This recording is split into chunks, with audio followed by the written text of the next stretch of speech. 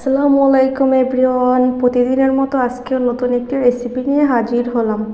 আজকে শেয়ার করব হাতে মাখা গরুর মাংসের অসম্ভব একটি মজার রেসিপি।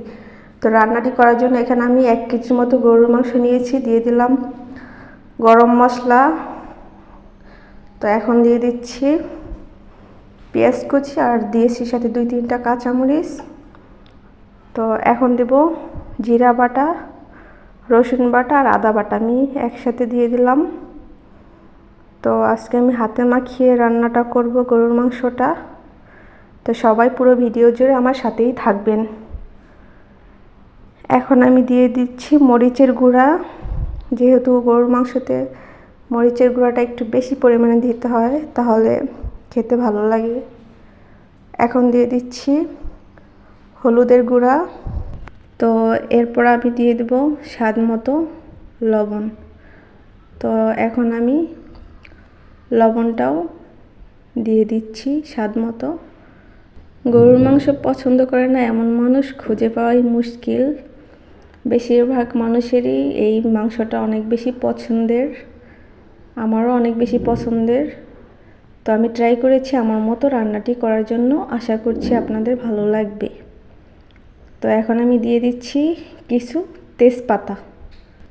সব মশলাগুলো দিয়ে তারপর আমি ভালো করে গরুর মাংসটা মশলা দিয়ে মেখে নিব। তো তেলটাও আমি দিয়ে দিলাম। এখন হচ্ছে ভালো করে মাখানোর পালা। যত ভালো করে হাতে মাখা মাংসটা রান্না করা হয়, হাতে মাখিয়ে, তত বেশি খেতে মজা হয়।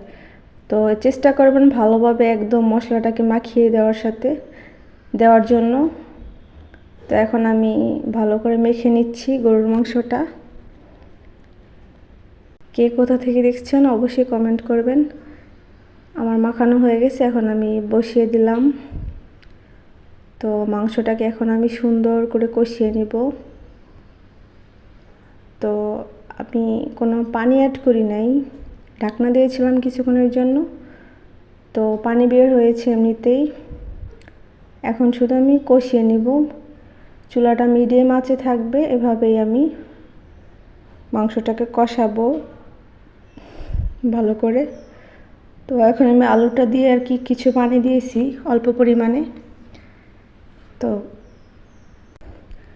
এখন আমি এই মাংসটাকে আবারও শুকিয়ে নেব, কষিয়ে নেব।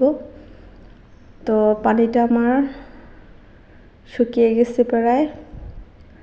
তো এখন আমার ফাইনাল আর কি মাংসের যে পানি ব্যবহারটা করব, ঝোলের পানিটা দিয়ে দিলাম। তো এখন কিছুক্ষণ রান্না করে নিব। তো এখন আমি ফুল হিটে রান্নাটা করে নিলাম।